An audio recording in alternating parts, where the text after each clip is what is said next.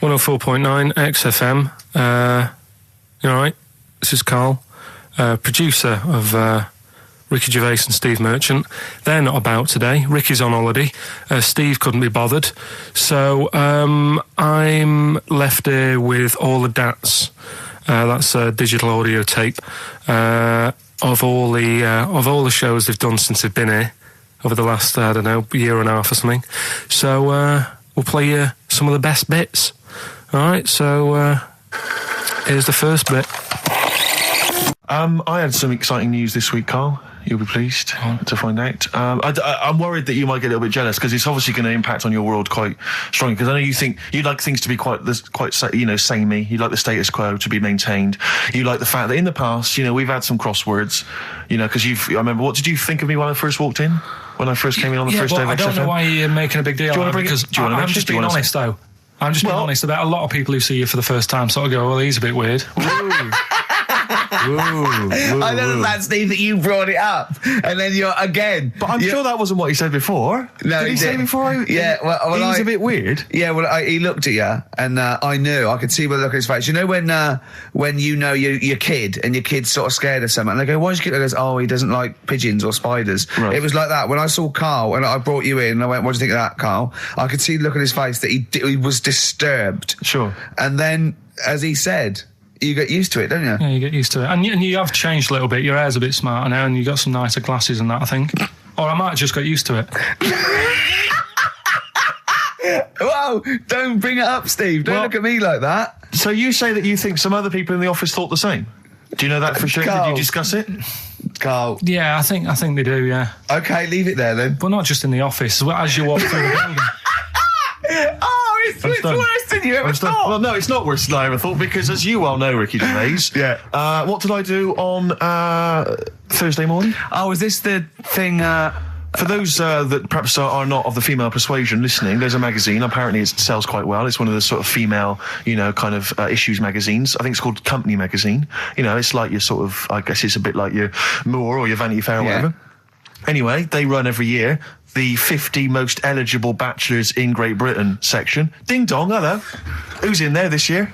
In the 50, in the top 50 of the entire country. And then they vote, and they put them in order and see who's the most eligible bachelor. But that's 50 people, right? It always annoys me slightly because bachelor, it kind of seems like a more sophisticated word for loser. Yeah, doesn't it? no. Which always sort of unnerves me slightly. And also they try and do a different 50 every year, so they're getting pretty desperate to get different ones. No, because also a lot of people who are sort of like successful, are married, so there's very little to... No. There's a huge... I don't know if this is international. It could even be international. I'm not sure, actually. So I could be up there with the likes of Justin Timberlake, etc.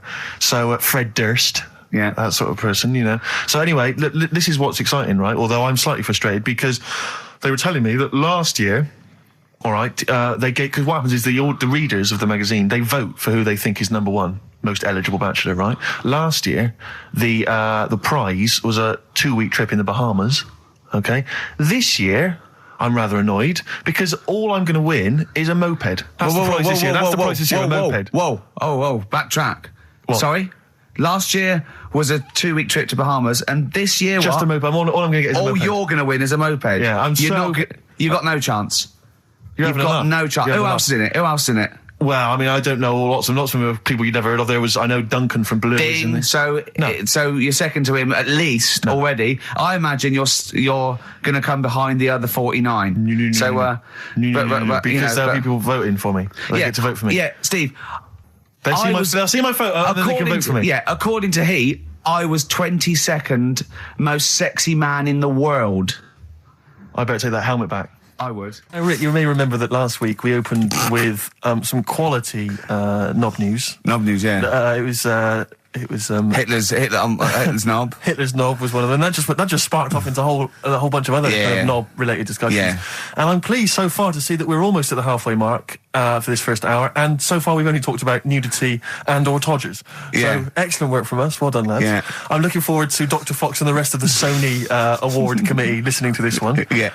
But more knob news. I don't know if there's a jingle for that, maybe. You nearly had the eye out. Knob news. Knob news, excellent. This is an extraordinary story. A woman tried to sue her bosses for £210,000 after finding a cooked penis in a canteen stew. Hospital cleaner Sophie, can't quite pronounce that name, was eating goulash for lunch and could not cut one of the lumps of meat. You can see where it's going. I've got so many questions already. I know. She picked it up and tried to chew it, but it was too tough. Then she inspected it with workmates, who all agreed it was a penis. Imagine that discussion. Yeah. Miss Matlata said she vomited for the rest of the day, instantly became a vegetarian, and had to have psychiatric help. It's not known whether the organ was from a human. The case continues. Well, it can be found out, so that's one thing. Obviously, the doctors aren't confused. They're not going, I don't know, I've never seen one like it. Yeah. Also, why is she eating goulash? I know. I mean, that's my first question. Why? You lunch. What do you want? I don't know, I fancy some goulash. Yeah. Some gooly lash. Gooly lash, Thanks very much it. Indeed. Lancashire cockpot. It's on the menu. Brilliant. Only £5.50. Wangers and mash. I'd love some wangers and mash, please. Cock o' van. Cock o' van. It's already done for There's you. there's wangers and mash, cock o' van, Lancashire cockpot. That's just off the top of our brains. Yeah. So if you've got any of your own, keep them to yourself. We're not interested. What do you make of that knob news? And he's in a hospital. Yes, it was. No, hospital cleaner. You're right. Oh, cleaner. God. I know how your mind's thinking already. There's been a mix-up. What kind of mix-up? I love that. What, some bloke's gone in, some lesbian's gone in, wanting a sex change. She's got a carrot for a cock. Bit of stew and steak. Stewing steak. That would be great. So on then, do a film review, quickly. Right. Well, today on film review, we're doing classic films, and today we're looking at Elephant Man, John Merrick, one of his better pieces of work.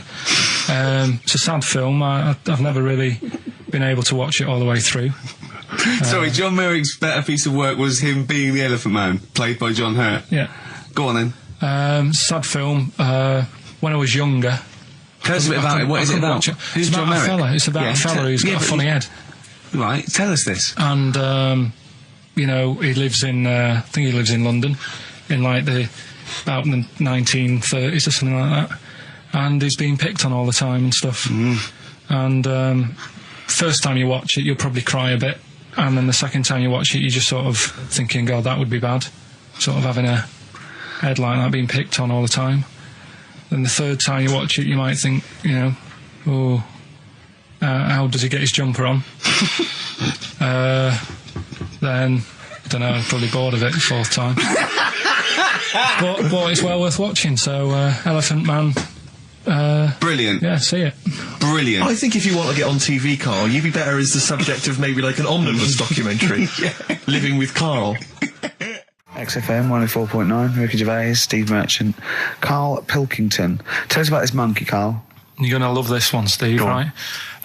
So last week we were talking about how, like, a lad left his family because there was problems at home and that. He went and lived in the wood. He got airy. Right? Yes. No, leave it there, Rick. We haven't got time to go into it. Right, so... That's what happened. And that's what happened. He lived with the monkeys. He went airy. That's what happened. Looked into some other stuff about, like, airy kids and all that. Yeah. Came across this story about a bloke, right, who worked in a zoo. Oh, dear. Right? So... Trouble's brewing. Loving his job and that, but it's quite a lonely sort of job because you don't see many people. You're just dealing with animals all the time, right? So anyway, he gets a bit pally with a monkey because it's the closest thing to a human. Well, that ape is. Right. Yeah, but you can't really go that close to apes. It's dangerous. What do you mean? What type was it? Just let him tell the story. Was it a chimpanzee? I reckon it was a chimp, yeah. Yeah, it was you a don't chimp. even know, so it was that's a chimp. It was a chimp. Yeah, but it doesn't matter, does it? So he gets pally with him? Right, so he gets pally with him. Do they go on holiday together? Well, no, I mean, it starts On the pool together? starts off just checking each other out and, probably sharing lunch and that together. Yeah. Right?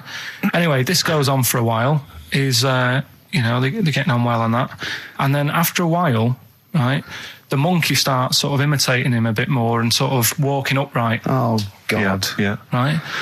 So he thinks, that's a bit weird. Anyway, they get on really better and what have you. So he thinks he could live at home with me, this. Yeah. Because we're getting on a storm. Yeah. Right? So he takes him home, and before is this you know the beginning of Beneath the Planet of the Apes? I think it is. I think you've seen this on video. I'm worried, because he's already imitating him and they're moving in together. I'm thinking it's maybe a bit like Single White Female.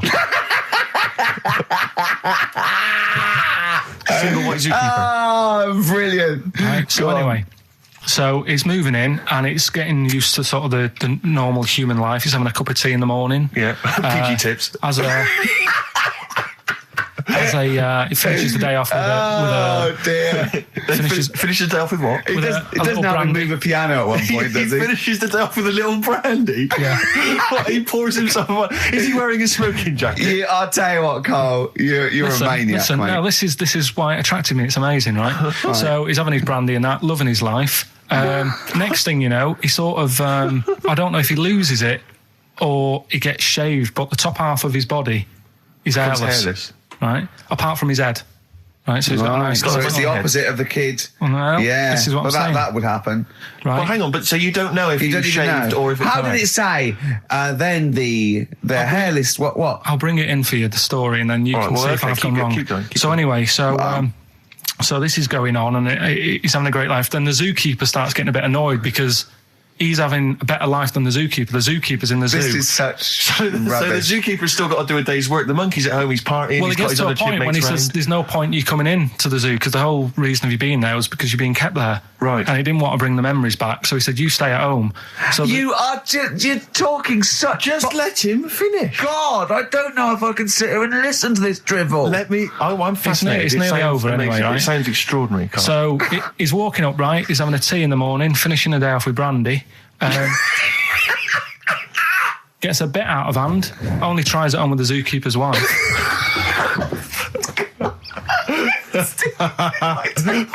Make him go away, Steve. How does he do that? Well, because he's around humans a lot, he becomes a bit of a charmer. But what is it that he could do to seduce her? Pick fleas out of her? He didn't say. He was built. Yeah, he was well done. So what about that? What do you mean, what about it, Karl? It's obviously not true. I don't understand how... I love the fact he becomes a charmer. He's got better taste in brandy. Exactly. And what was it that he was doing that seduced her? I don't know. I thought maybe because he was at home more than the zookeeper was. But what would he be doing, Karl?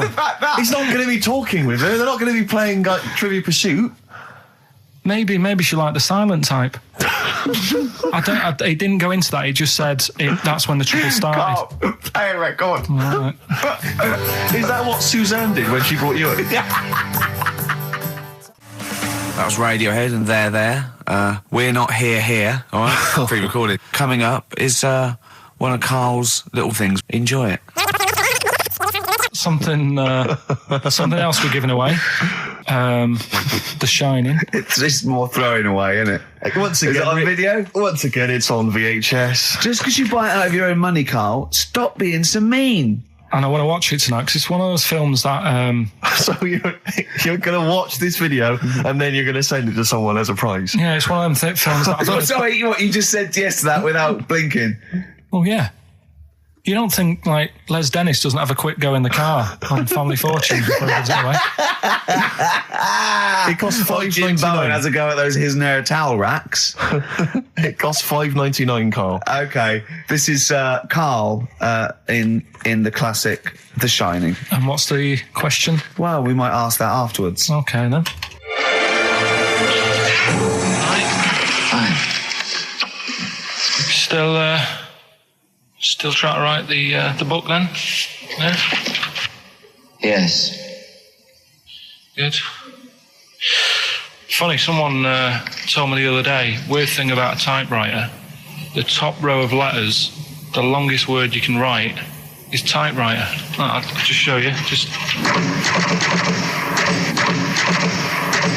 That's weird, isn't it? It's just the typewriter being... You're not in the mood, are you? You're in one of those grouchy moods again, that you get into when you're writing. I'm not being grouchy. I just want to finish my work. Yeah, just being a bit funny, a bit offhand and that. Let me explain something to you. Go on. Whenever you come in here and interrupt me, you're breaking my concentration. You're distracting me. And it will then take me time to get back to where I was. Understand? Yeah, but I just was coming in to try and cheer you up. You know, if you... I mean, I'm full of ideas as well. You know, if you're having a problem coming up with stuff, got loads of stuff, loads of ideas you could write about. The other day I read about this airy Chinese kid. What do you want me to do about it? No, it's just that it could make a good book. Do you know what I mean? Sort of following round. That's swell. Well, I'd buy it. You know. But if you don't want to know, we'll have to... Don't bother doing it, but... Do you know what I mean? It's just airy Chinese kid. It's weird because they're not normally that airy over there. Yeah, this kid caked in it. But if you don't care... I wouldn't touch one hair on his goddamn little head. You don't have to touch any hair on his head. Like I say, he's covered. Leave the head alone if you want. Touch his hands. He's totally covered in it. But I love the little son of a bitch. Well, don't go that far. You haven't met him. But I can sort it out. I'd do anything for him. I don't think he'd expect that much. Just take him to the barbers 3 or 4 times a week. You know, he's a good little kid. In fact, I'll do it. I think I'll write a book on him. Yeah? Do you think you can handle that? Yeah. You're not too busy, are you? Well, yeah, I'm pretty busy. I've got to sort out some monkey facts for the show this Saturday, but I reckon I can still... Why don't you start right now and get out of here? All right. I will. You're going to be like that? Couldn't borrow a pen, could I? See you later. There you go. Haunting stuff there. Karl Pilkington in The Shining. You know, in the film, Jack Nicholson goes crazy because the suggestion is he's maybe possessed by demons that maybe are in the hotel. But, you know, if I was stranded in a desolate hotel, removed from all human contact with Karl, I'd go mental with an axe without being possessed by demons. That's more chilling to me, trying to get some work done and you keep wandering in. I'm trying to get Karl to spend a couple of days in the caravan with me, just for the hell of it. And he won't. I've offered him money, won't I? I think it'd be a great laugh, wouldn't it, Karl? Oh, yeah, great. That would be terrifying. No, I want to film it. I just want to film it. Like a little video diary. There's Karl there, he's just waking up. Well, if I was stranded in that would be like being... I may as well be with Freddy Krueger and Jason Voorhees. That's more scary. The thing is, Ricky doesn't mess you about as much as he messes me about. No, you see, you've given him an inch. You've given him an inch and he's taken a yard. 12:30 you got in today. In 30 minutes between 12:30 and 1. The old bin lid on the head. He wanted to do that again. Yep. Squeezing my head, think he had a go at. And a karate chop on the back of the neck. Yeah. All in 30 minutes. Yeah. Who else can say that? I didn't say that. Anyway, Karl, look, you almost let it slip then as you were talking about your filling out that application form. There's some big news that everyone needs to know, which we were stunned by in the week, although the more we sort of talk to you, the more it starts to fall into place. Yeah. But, Karl, what's the story? That I haven't got me exam results from the GCSEs. He never turned up to get his exam results. I was working. And so, how many did you take in the end? Because you weren't even sure about that, were you? You think you took maths and English, don't you? Yeah.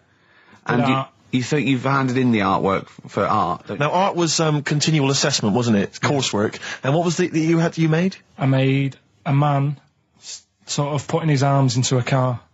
You've made a model of a man putting his arms into a car. What was this? So that one's passed. Was that this a homage to break-ins in Manchester? Was this? What was this? Oh, look, he does what he sees. Yeah. So you've got that. That's safe. You've definitely got that one. So you've taken art, you've taken English and maths, you think? So this is what we're going to do, listeners.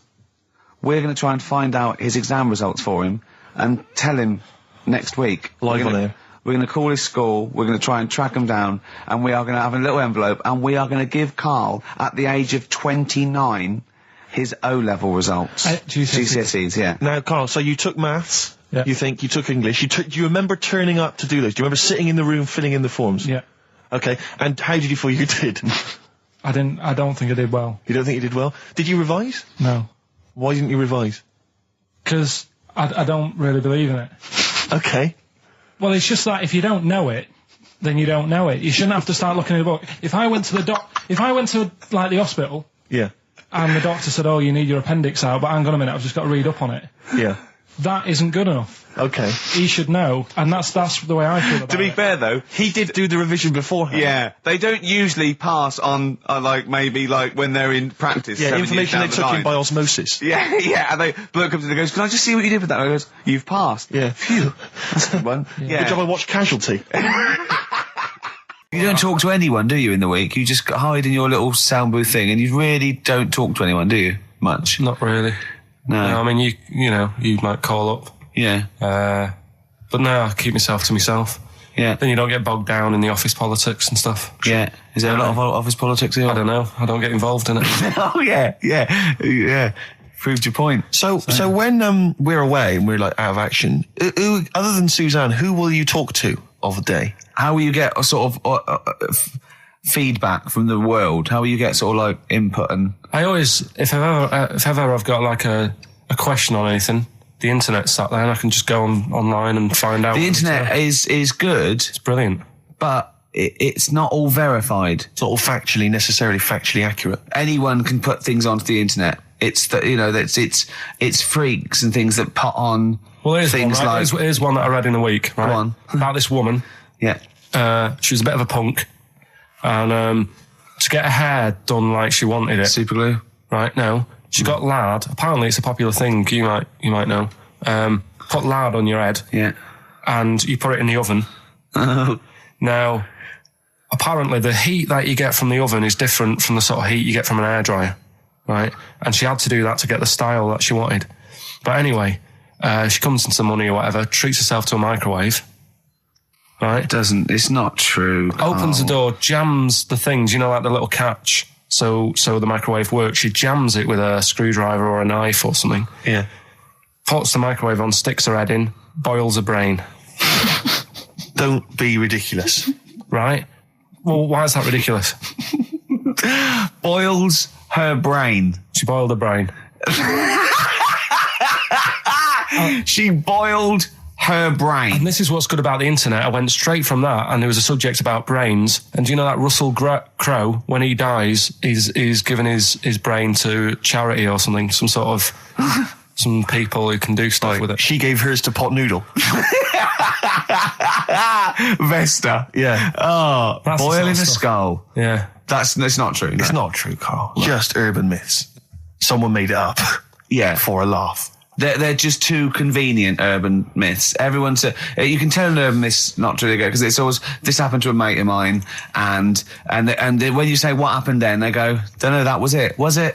Was that it? Was it? Someone boiled a brain and that was it. There was no more story. Well, were there any dates, locations, times? I think it was in Belgium.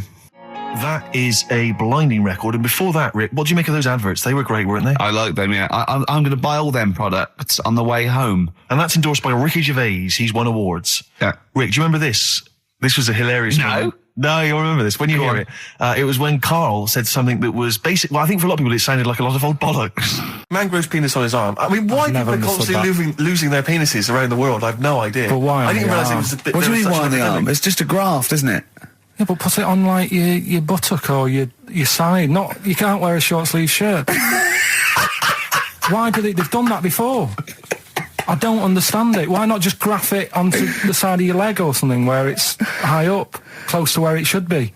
I don't know. To get it used to the environment, like when you were released a duck into the wild. I've never understood that. If there's a doctor, again, we had a doctor last time. There's someone who can let us know why they put it on the arm. So they can keep an eye on it, presumably. He's not going to work with this knob on his arm. He's probably in a hospital bed and under examination. Right. So what do you think? They pop the knob on the arm, say, come back in 3 weeks. What do you do, by the way? I'm a mechanic. Keep the long sleeve shirt, because the blokes go, why have you got a knob on your arm, mate?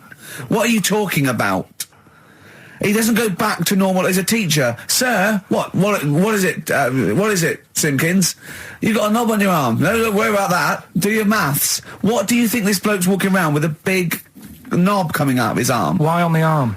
So they can keep an eye on it. So it's not... But if he's in bed, just get him to not put any undies on or whatever and just have a little sly look at how it's going.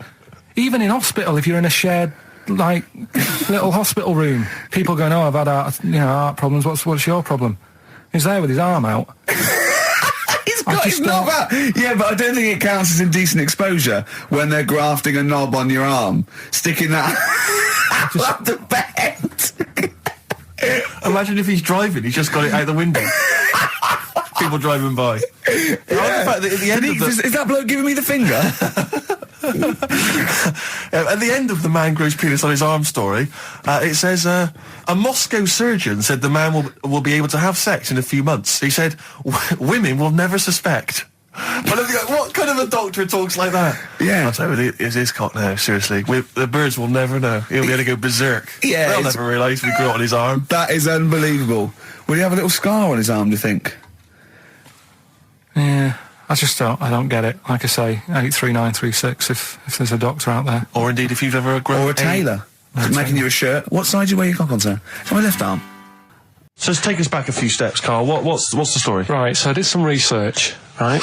Let's just recap again. There was a guy you read about who had his head chopped off. He was guillotined. Yeah. He had said to the people around him, I'm going to blink once I've had my head cut off to show the brain that life, can still... or the brain can continue to work after death. Okay, so we queried that. So you weren't having any of it? Well, no, possibly for a few seconds till the oxygen stops being fed to the cells because the blood has drained away. But, nothing spectacular. So right, go on. Well, along the similar sort of lines, right? This is quite a few years ago. This fella sort of upset the royal family doing something. Right, so they said this isn't good. It wasn't Ben Alton at that Jubilee thing, was it? I can't remember what it was. And they said, right, that was terrible. We're gonna cut your head off. You gotta show people like you can't be doing what you've been doing. What was this? The 1970s? What you said a couple of years ago? You mean maybe sort of? Was it the olden days when the phones weren't very good? Ages ago. Yeah, ages ago, sure. So yeah, fair enough. Yeah. So very philosophical. Yeah, imagine that when you watching this story. This was literally ages ago. Yeah, exactly. Yeah, Simon Sharma's History of Britain. Yeah. Oh, and even before that, which is yonks before when it was all mental and different. Sorry, Karl, go on. So he's having his head cut off, and he's resigned to it. It's a day before. He's kind of got it into his head now that I'm not going to have my head much longer. Sure. So he said, let's make use of this. Yeah. He said, I wonder how long the body can stay alive without my head on it, right? So they were like, I don't know. So who were? So the jailers, whoever he was asking. These jailers with one eye. Yeah. Get out, pal. So he said, no, wait a minute. I've got an interesting scientific experiment, jailer. Well, fair enough. What is it? So he said, what I want to do, right? He said, surely it's my last right. I'm going to be dead tomorrow. Sure. So let's do a test. He didn't draw it out this long, did he? Yeah. He said, let's test this out. He said, do us a favour. He said, it's my last day. What I want you to do is you're going to cut my head off. Let's put a white line on the floor. Right. And see if. Because there's no point asking how far he can sort of walk without an head if there isn't a line, because you don't know what to count. Do you know what I mean? If he loses his head and he's running around all over the place, you can't really count That's that. not impressive enough, yeah. So they said, let's make a white line. Sure. Yeah. Who said this? He did or they did?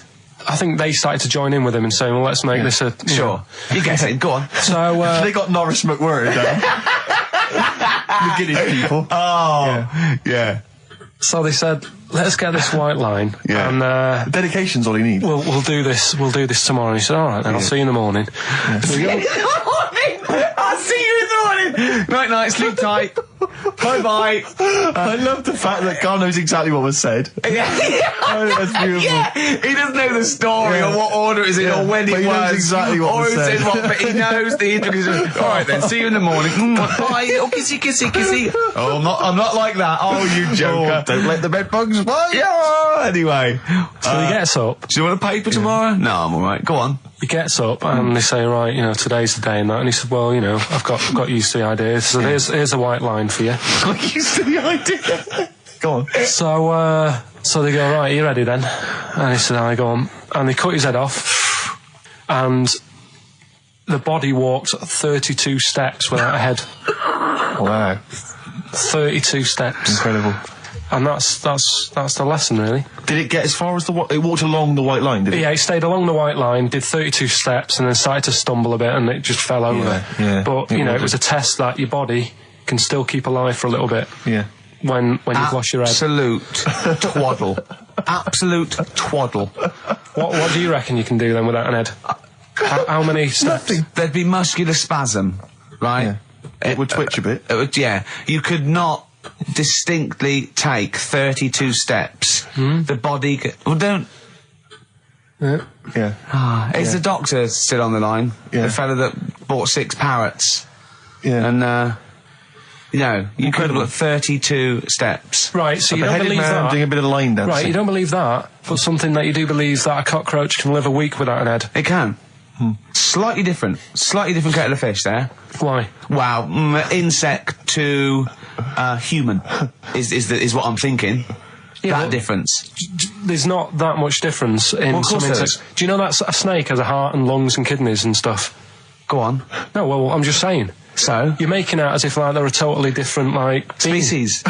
I am making out. I mean, call me old-fashioned. Do you know what you're talking about? I don't want you embarrassing yourself, Rick. Yeah, I am suggesting they're totally different beings. Yeah, that is... Yeah. Now, Karl, the cockroach is a very different thing. The interesting there is that it lives without its head, because a lot of it's on, there's some of them are phototropic, chemotropic, some of them just literally have, irritation and muscle memory. I mean, they do have a central nervous system, but it's very different. So if you lose the head, it bypasses a lot of that anyway. All this is running around. The reason it dies is because it can't take on water. But it's very different to a man, right, having consciousness and then losing that, and the body still going, no, I think I remember what I was going to do here. Yeah, so I'm going to carefully walk 32 steps along this white line. Imagine just looking down going, oh, missed a bit. Yeah. Maybe the head was in the corner going, left, left, left, oh, he's now...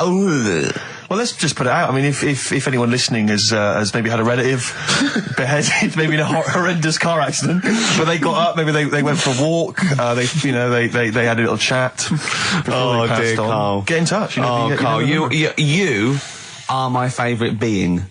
You are my favourite species. Now, you, Karl, may not be particularly different genetically from a cockroach. You are. Why can cockroaches do that? Why whoever made them went... Let's play a record. Do you know what, when I told him this fact, I send him little facts on text messages just to inflame his, interest. I just sent him a cockroach can live 9 days without its head. He texted back, what's the point of that? Yeah. What's the point of They're that? not doing experiments, these cockroaches. He's a boring last week to have. And he went, and on top of all that, you're thirsty. So it's the worst week of your life, isn't it? That week without your head. Play a record. Karl. Competition time next. Look at his little face. Look at his little face. You've not heard Karl's competition. He could do with that an head. Made famous, of course, by Jimi Hendrix. Yeah. That's All Along the Watchtower, as originally done by Mr. Bob Dylan. On XFM 104.9. So, Karl, just take us through the moment where you gave this gift. Firstly, so you went into Boots, right? You thought, all right, 100 condoms, brilliant. Okay, did you wrap it up? I don't know if it was 100, probably 80. Right, okay, yeah. Right. You don't want to go mad, do you? Wrap them up. I'm just resting easy knowing that he's not trying to breed. Right. No. Yeah. So, I got her them. I got her Grease on DVD, because she's always watching that. Yeah. Right? Yeah. So just think of when her mum said, what did Karl get you? Some condoms and grease. I was just, I'm glad he said on DVD. And, she was surprised anyway, right? Because yeah, I bet she was. No, when she got she was thinking like jewellery. No, right? that showed her. That surprised you, hasn't it? All right. So hang on, wait a minute. You thought it was a holiday, didn't you? Yeah, look at your face. You don't know me at all. So hang on. So did you give these on Christmas Day? Right. What happened is she got in from work that Saturday, right? And I said, look under the tree. Knackered. Right? At least it's Christmas. Yeah. At least I'm going to get a little bit. I said, look, you got some stuff under the tree, right? So did you give her a sugar lump? Right, she was really chuffed with that. But she said she was a bit puzzled because I didn't know we had any wrapping paper, right? So I ended up using wallpaper. You didn't take it off the wall though. You had No, it was some left over, right? So she said, why have you used wallpaper? I said, well, I didn't have any paper and you were getting in a bit and I wanted you to have a surprise. So she said, can I have a feel of them?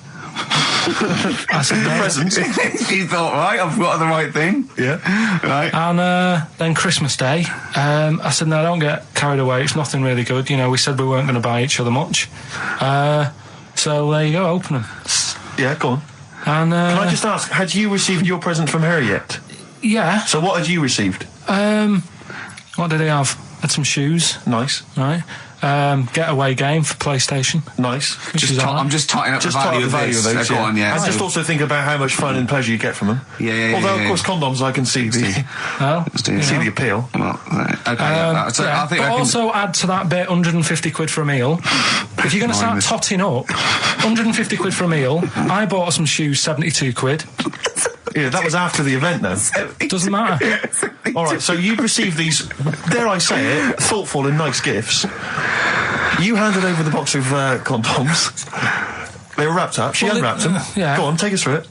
Walk us through it. Well, it's not something you play with on Christmas morning. Oh God! Oh, right. But when she opened them, what did she say? I wrapped them twice as well, so she thought it was something really good. Extra protection, right? And so she thought it was something really good. And then the disappointment would be doubled. Yeah, go on, yeah. Then she just opened it and went, "Oh yeah, so what's on the telly?" And that was that. Ungrateful. What an ungrateful woman that is. Well, fancy not wanting.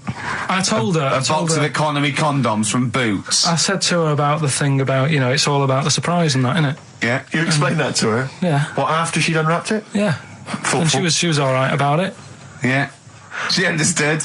Rick, I suggested to him that he buy his girlfriend a gift. I'm worried I've done more damage to the relationship by suggesting that than if he had just forgotten. Next time you've got to go shopping for her yourself, Steve. I think I might do. You've better go shopping for her yourself. I'm glad it's all over, though. It's mental. Yeah. It annoys me. The whole thing annoys me. And she knows that as well. Yeah. She should know. What, she still insists on having Christmas once a year? Well. Wow. I'm No, but anyway, what did you get? I can't think what you bring to the relationship, Karl. I don't know what it is she's getting from you in this relationship. It's like she's doing all the work. 80 times. Oh God, Karl! I love it. You're brilliant. I know what she's getting. He's the.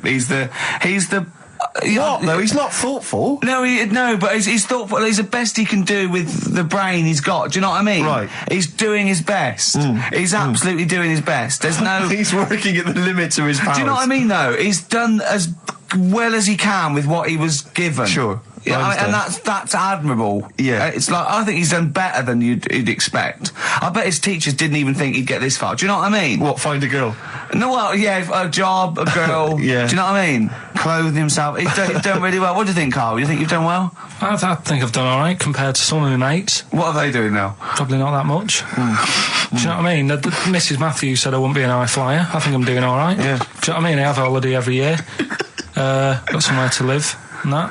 Yeah. Got a new flat, haven't you? Yeah, so where are they then, the condoms? Did she show them to her family and friends? No. Take them into work? Look what Karl got me? I'm surprised she told Ricky, actually. I was a bit disappointed in that. Yeah. Because I didn't go shouting around. Well, she was so excited, Karl, clearly. She was just so pleased and proud. Yeah. All right, play a record, we'll come back to it. No, that's it now. All right, XFM 104.9, Ricky Gervais, Steve Merchant, Karl Pilkington, not here. It's the best of. You've been voting in all week, sending your emails. So here's the clips that you wanted. Something I watched the other night, that was good. Again, I learn stuff from the telly. I don't watch the news. Well, you don't learn stuff from the telly. I'll tell you what, though. You told us there's a fat baby in the world. Forget about them. There's a spider eats chickens and there was a fat kid. Forget them in Iceland, right? Yeah. We'll give them Rockbusters later to do, right? Iceland! But what's her name? I tell you what is interesting, Steve. I didn't know that much about it. Autism. Okay. Oh, good. With some more entertaining stuff on XFM 104.9. Just to cheer up people. Go on, then. What? Go on.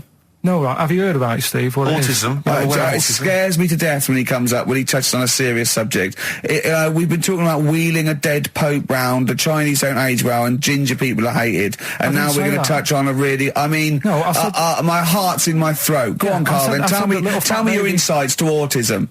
Right, well, there was this, again, Channel 4 coming up with some good stuff at the moment, right? It might have been Channel 5. But what's the name? It's the attention span I like! Oh. These people who, they've got like this autism thing going on. Yeah. And they sort of take in a lot of information, they get sort of they get so into it that they know everything about that subject and what have you, right? And there was this lad who, he knew everything, right, about EastEnders. Right. He sort of, the cameraman was saying to him, so, you know, why EastEnders and that? And he said, I don't know, I just like it. And he said, I remember when I first watched it, it was a Thursday, it was 5 to 8, Pauline Fowler walked in, she had a pink jumper on, she said, all right, love. And he remembers everything from that moment on. Yeah. Right, and everything, which is great, but then the way the programme was making out, it was almost like they were saying it's a disability. Right. When in a way, it's more like a superpower. Sure. Like Rain Man. But if you can take it's Rain Man. No, he has special autistic powers. Oh God! We must send for Rain Man. I don't know what to do. So he would be a great contestant on Mastermind, sort of autistic mastermind. He'd be what dynamite. I'm saying is, don't be watching EastEnders though. Sort of, why didn't they give him an encyclopedia and say, get into that? Sure. That'll be useful. Yeah. Keep him away from EastEnders. Wasting his time there. But I don't think it is a disability. No. Yeah, there are other things, and they're not. It's also autism is a matter of degrees. From what I know, and I'm sorry to have to do this, but I feel that I have to at least be the voice of reason, as ill-educated as I am on the subject. But I think there's degrees of autism. I think some are higher performance than others. There's other issues with it. It's not they're just got good memories. They don't go around doing tricks for people because they can remember stuff. There are other issues with it. Do you know what I mean? Right, well, I mean, they seemed a bit... But you watched the programme, what did you learn? That he knows when Pauline Fowler came in? Yeah, I mean, there was other bits where they couldn't control her emotions and stuff. Oh, that other little bit, yeah. But the main bit of it was he can soak up information and stuff, and I'm just saying it didn't seem really bad. Do you know what I mean? There's disabilities where people say that's a bad disability. It's like how people say about... This is brilliant. This is just like this is amazing to be in a room with this man. It's incredible. You just wind him up and listen to what comes out. And I'm going to sit back now. I'm not going to defend you or explain anything. Just go on and tell me about the other disabilities that are worse. What I mean is how people can sometimes easily get mixed up. How people are scared of like a cyclop. When at the end of the day, he's got a disability. A bloke. Who's scared of a cyclop? No, it's apart from Jason and his Argonauts. Where's this cyclop that you're scared of? No, I'm just saying in history and in books and that. No, not in history. History happened. Yeah. What are you thinking of? You're mixing history with Greek mythology and Roman mythology and every other type of mythology. What do you mean there wasn't really a giant cyclop that went round picking up ships and throwing them around? That's not history, Karl. Do you think Batman's history?